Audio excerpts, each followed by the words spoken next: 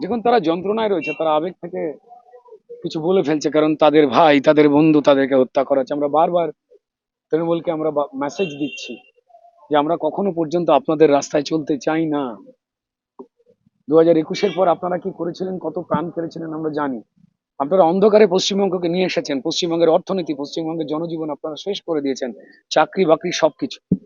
তাই অন্ধকারে ফেলে দিয়েছেন যে পশ্চিমবঙ্গকে, সেটাকে মানুষের দেওয়া আশীর্বাদ এবং রায়তে আমাদের ভারতীয় জনতা পার্টির একমাত্রই কাজ হচ্ছে বিকশিত পশ্চিমবঙ্গ করে সবার পেটে ভাত আর হাতে কাজ তুলে দেওয়া। এটাই আমাদের দায়িত্ব। আমরা শান্তির বাতাবরণ রাখতে চাইছি, তারা অশান্ত করতে চাইছেন। আমি আমাদের কর্মীদের হাত জড়ো করে বলবো যে আমরা অনেক কষ্ট সহ্য করেছি, পশ্চিমবঙ্গবাসীর দিকে তাকিয়ে তারা ভরসা দিয়েছেন, চোখে জল এসেছে অনেক। আমরা 300-র উপরে লাশ গুনেছি আমাদের কার্যকর্তা বন্ধুদের।